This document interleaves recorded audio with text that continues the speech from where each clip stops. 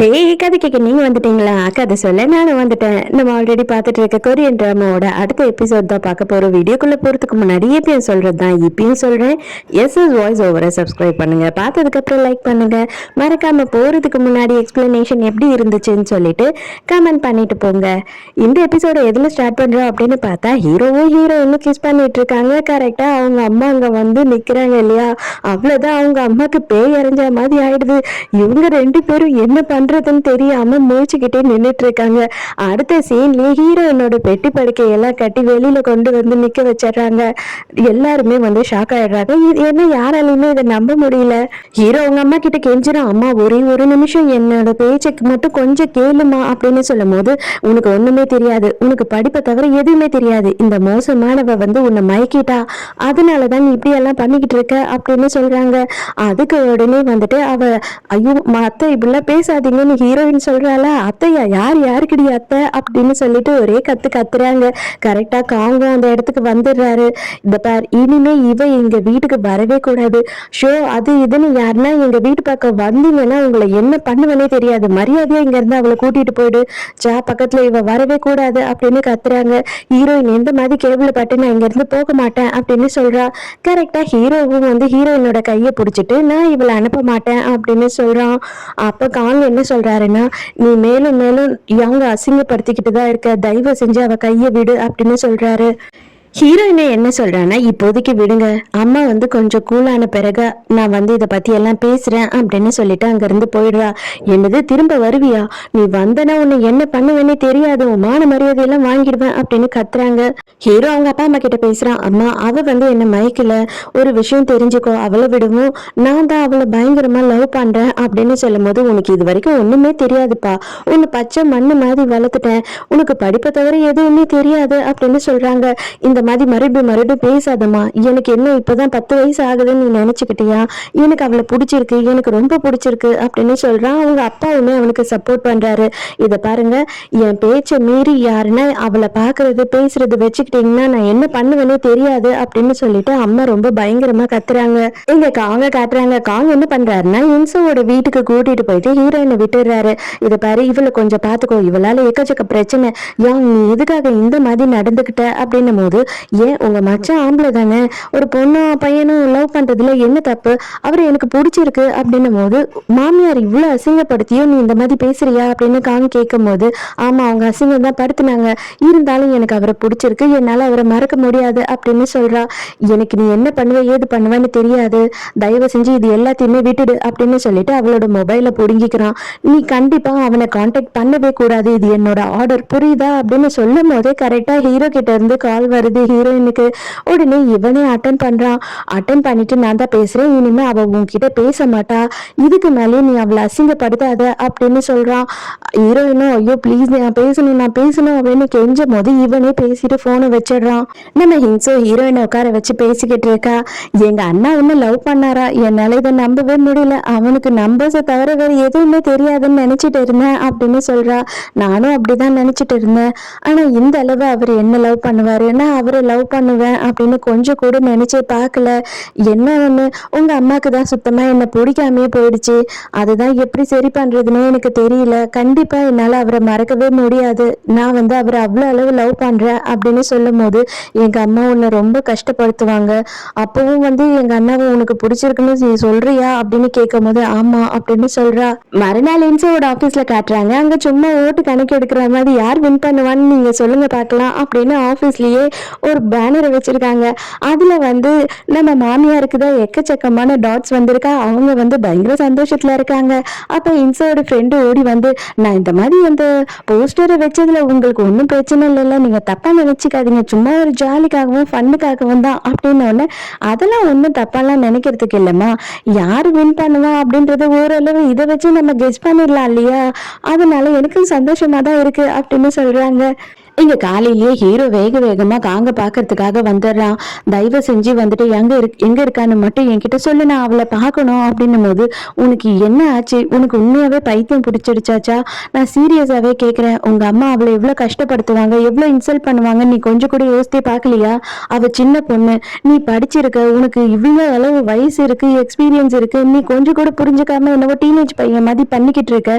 தயவு செஞ்சு நிறுத்து எல்லாத்தையும் அப்படின்னு சொல்லும் போது, எனக்கு அவளை ரொம்ப பிடிச்சிருக்கு, அவளுக்கும் என்ன ரொம்ப பிடிச்சிருக்கு, என்ன பிரிக்கணும் அவகிட்ட இருந்து மட்டும் தயவு செஞ்சு நினைக்காத, நான் எங்க அம்மாவை எப்படியாவது சம்மதிக்க வைப்பேன் அப்படின்னு சொல்றான். அவளை பத்தி உனக்கு என்ன தெரியும்ச்சா? உனக்கு ஒண்ணுமே தெரியாது. அவ மிடில் ஸ்கூல்ல இருந்து அவ ஒரு செலிபிரிட்டி ஆகணுன்றதுக்காக அவ்வளவு பாடுபட்டுட்டு இருக்கா. அவ இப்பதான் வந்து மக்களுக்கு ஓரளவு தெரியற அளவு வந்திருக்கும் போது நீ வந்து என்ன நினைக்கிற?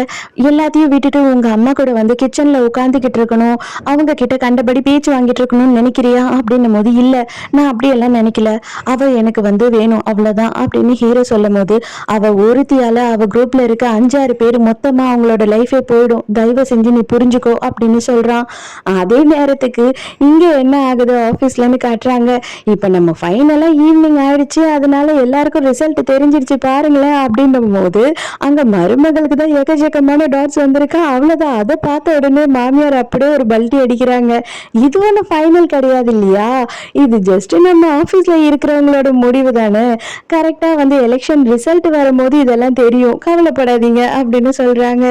எல்லாரும் அங்க இருந்து கிளம்பி போனதுக்கு அப்புறமா வேக வேகமா அந்த பேப்பரை கொண்டு வந்து கசக்கி கிழிச்சு குப்பையில போடாத குறையா தூக்கி கடாசிட்டு போறாங்க.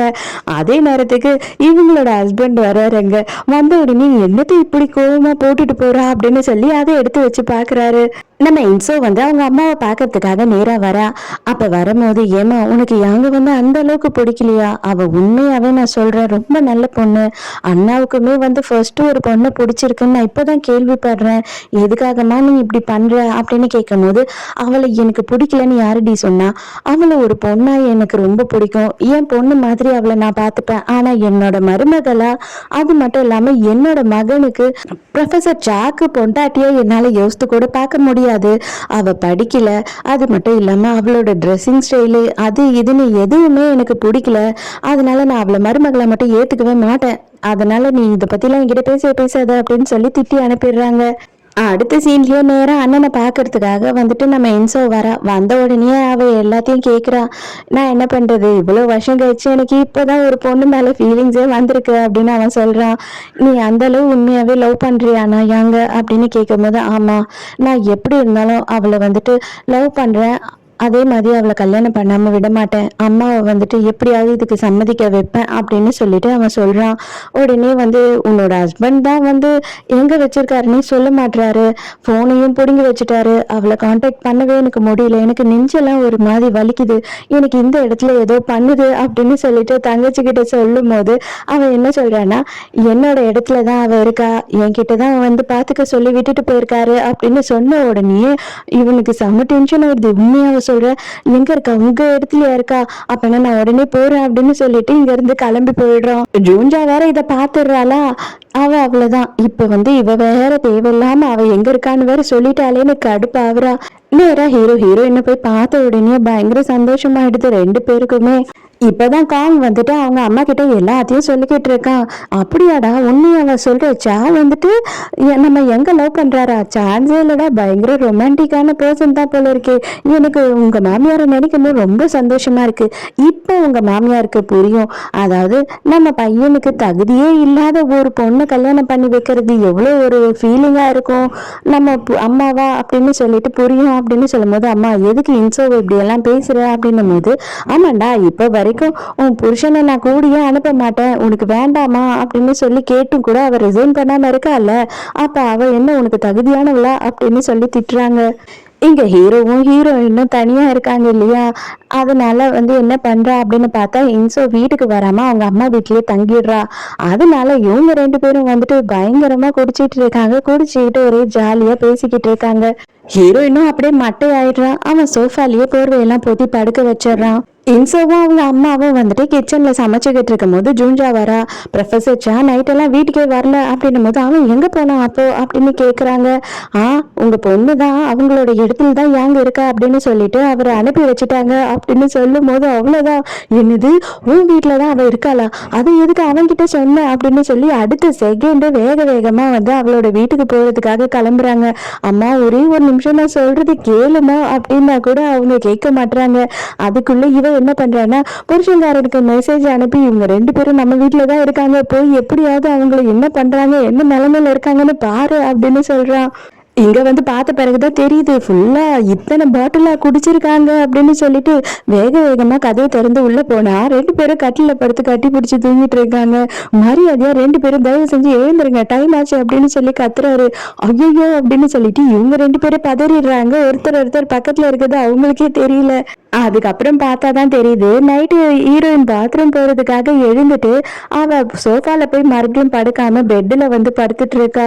இது பாருங்க, மற்றது எல்லாத்தையும் அப்புறம் பேசிக்கலாம், இப்போ வந்துட்டு மாமியார் இங்கதான் வந்துட்டு இருக்காங்க அப்படின்னு உடனே இது அம்மா இங்க வராங்களா அப்படின்னு சொன்ன உடனே காலிங் பெல் அடிக்குது. இது பாரு எங்கேயும் போகாதீங்க, இப்போதைக்கு 2 பேருமே தயவு செஞ்சு இங்கேயே கொஞ்ச நேரம் உட்காருங்க அப்படின்னு சொல்லிட்டு கபடி திறந்து உள்ள உட்கார வச்சு மூடிடுறாரு. இவர் அதுக்குள்ள என்ன பண்றாருன்னா நம்ம தான் இங்க படுத்துட்டு இருந்தோன்றவங்க படுத்துக்கலாம் அப்படின்னு படுத்துக்கிறாரா. கரெக்டா இவங்க கதவை திறந்துக்கிட்டு வேக வேகமா வந்துடுறாங்க.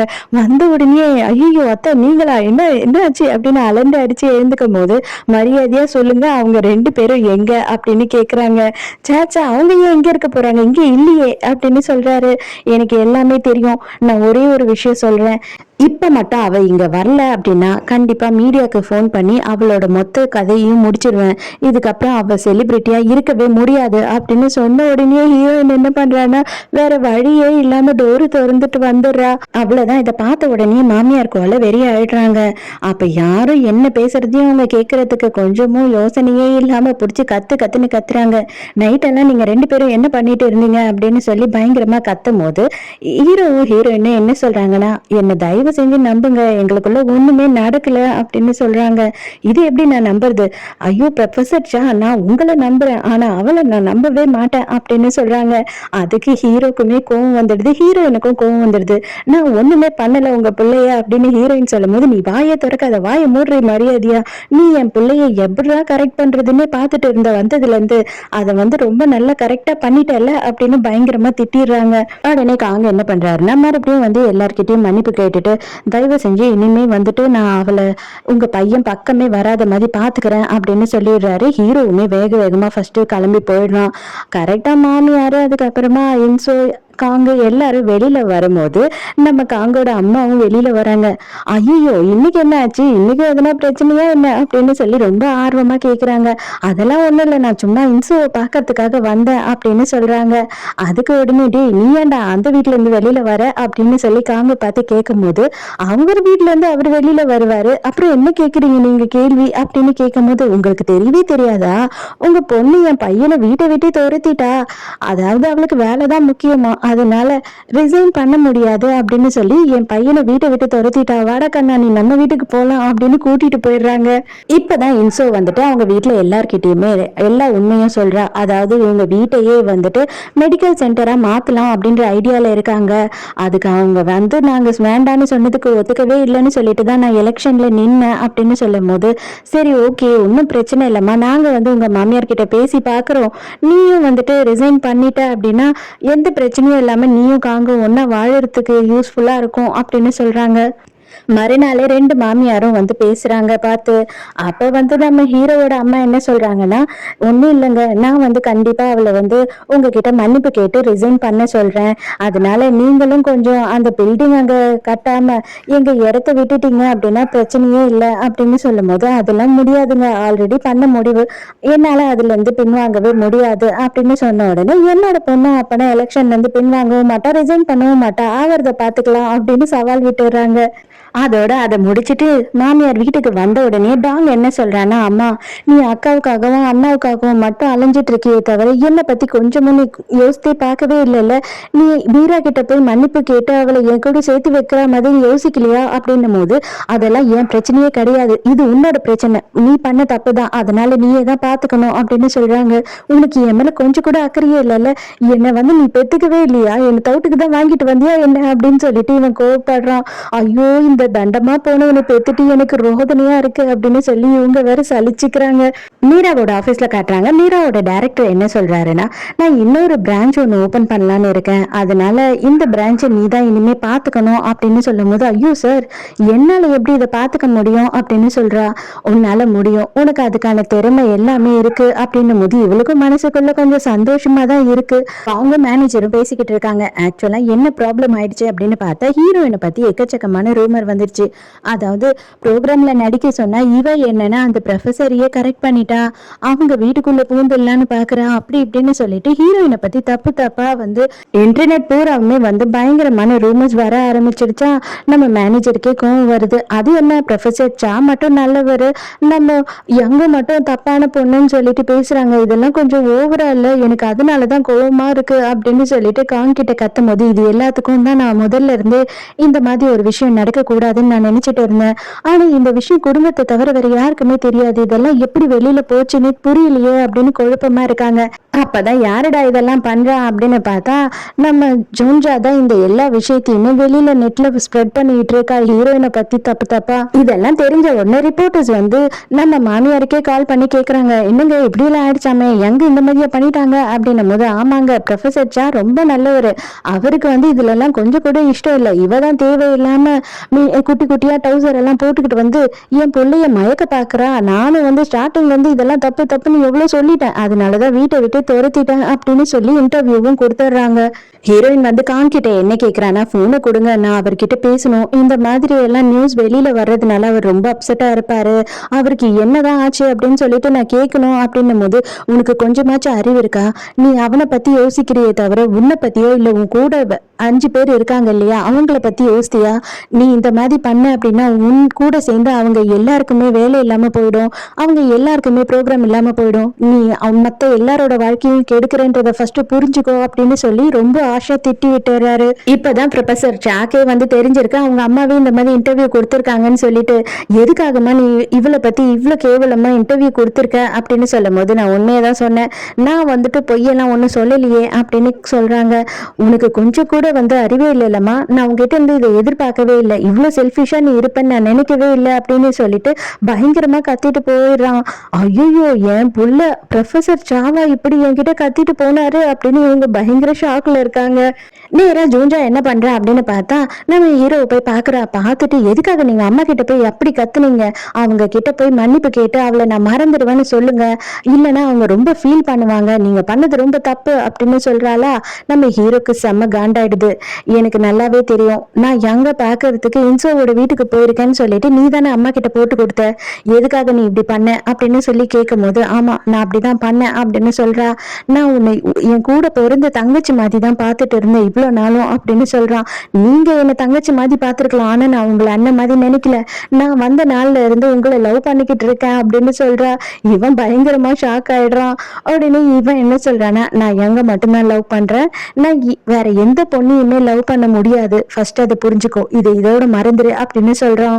எல்லாரும் உட்காந்து சாப்பிட்டுட்டு இருக்கும் போது ஆளுங்க எல்லாம் கொஞ்சம் கொஞ்சமா குறைஞ்சுக்கிட்டே போறாங்க இல்லையா, அதனால எல்லாரும் என்ன சொல்றாங்கன்னா, அம்மா மேலதான் தப்பு அப்படின்னு சொல்லிட்டு நம்ம ஹீரோவோட அம்மாவையே எல்லாருமே குறை சொல்லிக்கிட்டு இருக்காங்க. எல்லாத்துக்கும் காரணம் நீ தான், எல்லார்கிட்டயுமே வந்து வெறுப்பாவே நீ நடந்துக்கிட்ட அப்படின்னா இப்படிதான் நடக்கும் அப்படின்னு சொல்லி அவங்க வீட்டுக்காரு, அவங்க மாமனாரு, அதுக்கப்புறமா புதுசா வந்து சின்ன வயசு மாமியாரு, பையன் எல்லாரும் குறை சொல்றதுனால அவங்க ரொம்ப டென்ஷன் ஆயிட்டு அவங்க என்ன பண்றாங்கன்னா, வேகமா போயிட்டு கணக்கு வழக்கு நோட்டை போட்டோ எல்லாத்தையும் எடுத்துட்டு வந்து கொடுத்துட்டு, இனிமே இந்த வீட்டுல நான் இங்க இருக்கவே மாட்டேன், நீங்க எல்லாருமே எப்ப என்ன சந்தேகப்பட்டீங்களோ இதுக்கப்புறம் நான் இங்க இருக்க மாட்டேன் அப்படின்னு சொல்றாங்க. அப்ப தாத்தா என்ன சொல்றாருன்னா, சரி பரவாயில்ல விடுங்க, அவ கொஞ்சம் ஃப்ரீ ஆகட்டும், அவ மைண்ட் கொஞ்சம் கிளியர் ஆகட்டும், அவளை யாரும் ஒன்னும் தொல்லை பண்ண வேணாம், அவ எங்க போறா, இன்சோட வீட்டுக்கு தான் போவா அப்படின்னு சொல்லும் போது கரெக்டா ஹீரோயினுக்கு போன் வருது. வேற யாரும் இல்ல, காங் தான். ஏய் மாமியார் அங்கதான் வராங்க, தயவு செஞ்சு நீ என்னோட வீட்டுக்கு போயிடுன்னு சொல்லிட்டு அவனோட வீட்டு நம்பரை கொடுக்குறான். அவ உள்ள போன உடனே கரெக்டா மாமியார் அங்க வராங்க. காங்க அவங்க அம்மாவும் வீட்டுக்கு வராங்களா, கரெக்டா அப்ப மாமியார் கதவு திறந்துட்டு வெளியில வராங்க. நீங்க என்ன இங்க நின்றுட்டு இருக்கீங்க, இது என்ன கருமம், வளர்ந்த பையனோட கையை பிடிச்சிக்கிட்டு ஜாலியா நடந்துட்டு இருக்காங்க, பொண்டாட்டி கூட வாழ விடாம அப்படின்னு திட்டும் போது, ஓ அப்படியா, அப்பனா நீங்களும் உங்க வளர்ந்த பையனை அவனோட முடிவை எடுக்க விடலாமே, அதுக்கு எதுக்கு நீங்க குறுக்க நிக்கிறீங்க அப்படின்னு சொல்லி காங்கோட அம்மாவும் செமையா கலாய்க்கிறாங்களா. உடனே நான் இங்க எதுக்காக வந்திருக்கேன் அப்படின்னா, என் பொண்ணுக்கு சப்போர்ட் பண்றோம் எங்க ஃபேமிலி எல்லாருமே அப்படின்னு காட்டுறதுக்காக தான் வந்திருக்கேன் அப்படின்னு சொல்லி நக்கல் அடிச்சிட்டு இருக்காங்க மாறி மாறி. இங்க ஹீரோயின் உள்ள வந்து பார்த்தா ஃபுல்லா சாப்பிட்டுக்கிட்டு எல்லா கவரையும் அப்படி அப்படியே போட்டு கலீஜ் பண்ணி வச்சிருக்கா. அடி பாவி என்னடி பண்ணிட்டு இருக்க, சீக்கிரமா இதெல்லாம் கிளீன் பண்ண அப்படின்னு சொல்லும் போது, நான் ஏன் கிளீன் பண்ணணும், நீங்க தான் இதெல்லாம் பண்ணணும், சீக்கிரமா எனக்கு டின்னரை ரெடி பண்ணுங்க அப்படின்னு சொல்றா. ஏன் உங்க மாமியார் வீட்டுல இருக்கும் போது நீ தானே இதெல்லாம் பண்ண அப்படின்னு சொல்லும் போது, நான் அங்க மருமகளா இருந்து நான் பண்ணேன், இங்க நான் செலிபிரிட்டியா இருக்கேன், அதனால நீங்க பண்ணுங்க இல்லைன்னா சிஇஓ பண்ணுவாரு அப்படின்னு சொல்லிட்டு போயிடுறா. டே என்னடா இதெல்லாம் அப்படின்னு கேக்குறாங்க. அம்மா அம்மா பரவாயில்லம்மா, ஜஸ்ட் அவளுக்கு வீடு கிடைச்சி போற வரைக்கும் தான், நான் பண்ணிடவா அப்படின்னு சொல்லும் போது, ஐயோ என் பிள்ளைய இதெல்லாம் நான் பண்ண விட மாட்டேன், நானே பண்றேன், என்ன பண்றது என் தலை விதி அப்படின்னு இவங்களே கிளீன் பண்றாங்க. அதே நேரத்துக்கு ஜூஞ்சாவை காட்டுறாங்க. அவ செம்ம கொலை வெறி கோபத்துல இருக்கா. ஹீரோவோட போட்டோ எல்லாத்தையும் கிழிச்சு போட்டுட்டு இருக்கா. அதோட மறுநாள் வந்துட்டு ஹீரோயினை பார்க்கணும் அப்படின்னு கூப்பிடுறாங்க. ஹீரோயினுமே உடனே போறா மாமியாரை பாக்குறதுக்கு. அவங்க என்ன சொல்றாங்க அப்படின்னு பார்த்தா, இதை பாருமா, நீ வந்து எல்லாமே தப்பா நினைச்சுக்கிட்ட, எனக்கு உன்னை ரொம்ப பிடிக்கும், நான் உன்கிட்ட கேட்க போறது ஒன்னே ஒண்ணுதான், நீ எப்பவுமே எனக்கு வந்து மகளாவே இருந்தேன்னு வச்சுக்கோயேன், எனக்கு உன்னை ரொம்ப பிடிக்கும், ஆனா என்னோட மருமகளா உன்னை என்னால ஏத்துக்கவே முடியாது, தயவு செஞ்சு வந்து என்னை மன்னிச்சிடு, நீ என்னோட மகளாவே இரு ப்ளீஸ் அப்படின்னு சொல்லி கேக்குறாங்களா. அதுக்குள்ளேயே வந்துட்டு ஹீரோயின் அழ ஆரம்பிச்சிடறா. அவ பதிலே சொல்ல மாட்டா. மீராவோட ஆபீஸ்ல காட்டுறாங்க. அவனோட பாஸ் என்ன பண்றான் அப்படின்னு பார்த்தா, இவகிட்ட இருந்து நிறைய ப்ரூஃப் எல்லாம் வாங்குறான். உன்னோட பேங்க் அக்கௌண்ட் கொடுமா, இது கொடுமா, அது கொடுமான்னு சொல்லிட்டு. ஏன் அப்படின்னு கேட்டா, இந்த இடத்த வந்து உன்னோட பேர்ல மாத்துறதுக்காக, இதுல வந்து உன்னை டைரக்டரா போடணுன்றதுக்காக அப்படின்னு சொல்லும் போது, இதுவும் பைத்தியம் எல்லாத்தையும் எடுத்துட்டு வந்து கொடுக்குது. அடுத்த நேரம் கிளம்பி மாமியார் வந்து மீராவை பாக்குறதுக்காக வந்துடுறாங்க. இது பாரு, உனக்கு பிடிச்ச மாதிரி நீ வேலை செய், இனிமே நீ வேலை செய்ய வேண்டாம்னு நான் சொல்ல மாட்டேன், ஆனா வீட்டுக்கு வந்து சேரு அப்படின்னு சொல்லும் போது, அவ என்னால முடியாது அப்படின்னு சொல்லிடுறா. நீ என்னதான் நினைச்சிட்டு இருக்க, நானே இறங்கி வந்து உன்கிட்ட பேசுறேன், நீ என்கிட்டயே திமிரா பேசுற, அப்போ உன் புருஷனை பத்தியும் உன் குழந்தைய பத்தியும் உனக்கு கவலையே இல்லையா அப்படின்னு சொல்லி கேக்குறாங்க. இப்போதைக்கு நான் வந்துட்டு ஒரு ஸ்டேபிளான வேலையில இருக்கேன், என் பிள்ளைய எனக்கு காப்பாற்ற முடியுன்ற நம்பிக்கையும் இருக்கு, சோ என் பிள்ளைய நான் பாத்துக்கிறேன், உங்க பிள்ளைய நீங்களே பாத்துக்கோங்க அப்படின்னு சொல்லிடுறா. அவ்வளவுதான், இவங்க கொலவெறியா கத்திக்கிட்டு இருக்காங்க. நில்லுடி, எங்கடி போற, எங்கடி போறேன்னு. இன்சோ கிட்ட வந்து மீரா இப்படி எல்லாம் பேசிட்டா. அவளுக்கு எவ்வளவு ஒரு தைரியம், எவ்வளவு ஒரு திமிரு அப்படின்னும் போது, அம்மா உன்னை நிறைய வாட்டி எனக்கு பார்க்கும் போது என் மாமியாரை பாக்குற மாதிரி இருக்குமா அப்படின்னு சொல்றா. தயவு செஞ்சு அந்த பொம்பளை கூட எல்லாம் என்ன கம்பேர் பண்ணாத, நான் வந்துட்டு உண்மையாவே சொல்லணும்னா இருக்கிற மதர் இல்லாலையும் நான் ரொம்ப நல்ல மதர் இல்லாவா இருந்திருக்கேன் இது வரைக்கும் அப்படின்னு சொல்றாங்க. உண்மையாதான் நீ சொல்றியா அப்படின்னு சொல்லி கேக்குறா இவ. காங்கோட அம்மா வீட்டுக்கு வந்தா அவங்க எக்ஸ் ஹஸ்பண்ட் இங்கேயே நிக்கிறாரு பொக்கேவோட. யோ ஏன் நீ வேற என் உயிரை வாங்குற, என் பையன் வர நேரம் ஆயிடுச்சு, தயவு செஞ்சு இங்க இருந்து போ அப்படின்னு சொல்லிக்கிட்டே இருக்காங்க. இவரும் வந்து கெஞ்சிக்கிட்டே இருக்காரு. கரெக்டா ஆப்போசிட் டோர் திறக்கிற சவுண்டு கேட்ட உடனே இவங்க கதவை வேக வேகமா திறந்து உள்ள போன்னு சொல்லிட்டு அந்த ஆளை உள்ள தள்ளி கதவு சாத்திடுறாங்க. வெளியில வந்த உடனே நம்ம ஹீரோட அம்மா என்ன சொல்றாங்களோ என்னவோ ஆனது ஆச்சுங்க. இது வரைக்கும் நடந்தது எல்லாத்தையும் மறந்துட்டு ரெண்டு குழந்தைங்களையும் ஒன்னா வாழ விடுங்க, உங்களோட ஈகோவெல்லாம் குழந்தைங்க கிட்ட காட்டாதீங்க அப்படின்னும் போது, அப்ப அதுவே தாங்க உங்களுக்கும், அப்ப நீங்க எதுக்கு ப்ரொஃபசர் சாவியும் யாங்கையும் பிரிக்கிறீங்க, அதையும் நீங்க பண்ண வேண்டியது தானே. அடுத்தவங்களுக்கு புத்திமதி சொல்றதுக்கு முன்னாடி நம்ம எப்படின்னு யோசிக்கணும். அட்லீஸ்ட் அவளாவது ஒரு செலிபிரிட்டியா இருக்கா, உங்க பொண்ணு ஒரு தண்டம் அப்படின்னு சொல்லிடுறாங்களா. இவங்களுக்கு கோவம் வந்துடுது. இன்சோ கிட்ட என்ன சொல்றாங்கன்னா, எந்த காரணத்தை கொண்டு நீ எலெக்ஷன்ல தோக்கவே கூடாது அப்படின்னு சொல்லிட்டு கோவமா அங்க இருந்து கிளம்பிடுறாங்க. இவங்க உள்ள போய் பார்த்தா அவர் உள்ளாட முதல் கொண்டு எல்லாத்தையும் கழட்டி போட்டுட்டு என்ன பண்றாருன்னே தெரியல. ஐயோ இந்த மனுஷன் என்னத்தை நினைச்சு இங்க வந்தா, என்ன பண்ணிட்டு இருக்கான் அப்படின்னு சொல்லிட்டு இவங்க பதறி போயிடுறாங்க. அதுக்கப்புறம் பார்த்தா அப்படியே காங்கோட அம்மா மெய் மறந்து பார்த்துட்டு இருக்காங்க. அவர் அப்படியே ஃப்ரெஷ்ஷா குளிச்சுட்டு சும்மா சூப்பரா ஹேர் ஸ்டைல் எல்லாம் பண்ணிக்கிட்டு வராரா. ஐயோ ஐயோ இவனையும் நம்ம பாக்குற கருமோ கன்றாவி, டே என் புள்ள வர நேரம் ஆச்சு, தயவு செஞ்சு வெளியில போ அப்படின்னு சொல்லி கத்துறாங்க. அதெல்லாம் என்னால முடியாது, நீ போய் எனக்காக பேர் எடுத்துட்டு வா அப்படின்னு சொல்றாரு. நம்ம ஹீரோக்கு ஹீரோயின் கிட்ட இருந்து கால் வருது. உன் கூட நான் ஒரு இடத்துக்கு போனோம் அப்படின்னு கூட்டிட்டு போறா. பார்த்தா இவ எந்த ஒரு ஆர்ஃபனேஜ்ல தங்கி படிச்சாலும் அந்த இடத்துக்கு தான் கூட்டிட்டு போறா. உடனே ஏய் உன் சிஇஓக்கு தெரிஞ்சா பிரச்சனை ஆயிடாதா அப்படின்னு ஹீரோ கேட்கும் போது அவர் இன்னைக்கு எனக்கு பெர்மிஷன் கொடுத்து அவரே தான் அனுப்பியிருக்காரு அப்படின்னு சொல்றா. ஆனா ஒரே ஒரு கண்டிஷன் என்னன்னு தெரியுமா, இன்னைக்கு பூராவும் நீ என் கையை விடவே கூடாது அப்படின்னு சொல்றா. இவங்களும் பூரா நாளுமே கையை விடாமையே வந்துட்டு பயங்கரமான டேட்டிங் போயிட்டு இருக்காங்க. செம்மையா என்ஜாய் பண்ணிட்டு இருக்காங்க. நம்ம மீராவோட மொபைலுக்கு ஒரு மெசேஜ் வருது, உங்களுக்கு 100 மில்லியன் வந்துட்டு லோன் சாங்ஷன் ஆயிடுச்சு அப்படின்னு சொல்லிட்டு. இவனை பார்த்து குழம்பிடுறா, நம்ம லோனுக்கே அப்ளை பண்ணலையே, ஒருவேளை ஸ்கேமா இருக்குமோ அப்படின்னு சொல்லிட்டு யோசிக்கிறா. அந்த டைமுக்கு அங்க இருக்க டீச்சர்ஸ் எல்லாம் நாங்க வேலையை விட்டு நிக்க போறோம் அப்படின்னு சொல்றாங்க. எதுக்காக நீங்க திடீர்னு இந்த முடிவுக்கு வந்தீங்க அப்படின்னு சொல்லி கேட்கும் போது, என்ன பண்றது 3 மாசமா சம்பளம் கொடுக்கவே இல்லை, இப்ப வந்து பார்த்தா டைரக்டர் உன்ன டைரக்டர் ஆகிட்டு எங்க போனாருன்னே தெரியல அப்படின்னு சொல்றாங்க. இவளுக்கு அப்படியே ஷாக் ஆயிடுது. இல்லையே 3 மாசமா எனக்கு ரெகுலரா சேலரி வந்தது அப்படின்னு சொல்லும் போதும் தெரியுது இவளுக்கு மட்டும்தான் 3 மாசம் சேலரி ரெகுலரா வந்திருக்கு. எங்க காங்கோட அப்பா வந்துட்டு இங்கேயே சரக்கடிச்சு மட்டை ஆயிட்டாரா. இவங்களால இவரை வெளியில துரத்தவே முடியல. கரெக்டா காங் வர டைம் ஆயிடுச்சு. இவங்க என்ன பண்றாங்கன்னா வேக வேகமா அவரோட ட்ரெஸ் எல்லாத்தையும் எடுத்துட்டு போய் ஒளிச்சு வைக்கிறாங்க.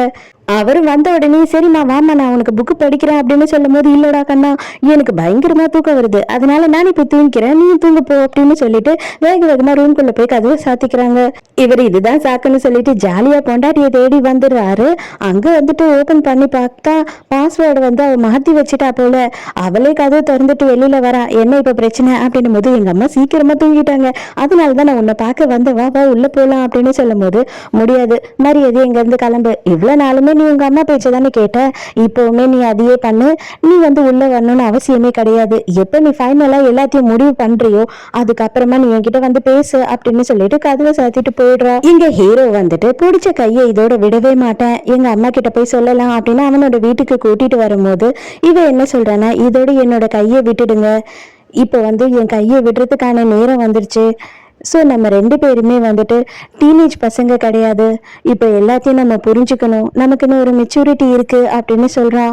அப்போ வந்துட்டு இவன் யாங் என்ன சொல்ற நீ அப்படின்னு சொல்றான். பிடிச்சிருந்த கையை அப்படியே விட்டுறாளா ஹீரோயின். அதோட அப்படியே ஹீரோ ஷாக்கா பார்த்துக்கிட்டு இருக்கான். இதோடய இந்த எபிசோட் முடியுது. இந்த எபிசோட் உங்களுக்கு பிடிச்சிருந்ததா, என்னோட எக்ஸ்பிளனேஷன் பிடிச்சிருந்ததான்னு சொல்லிட்டு மறக்காம எனக்கு கமெண்ட்ல சொல்லுங்க. ஸோ நாளைக்கும் மறக்காம கதை கேட்க வந்துருங்க, நானும் மறக்காம கதை சொல்ல வந்துடுறேன். பாய்.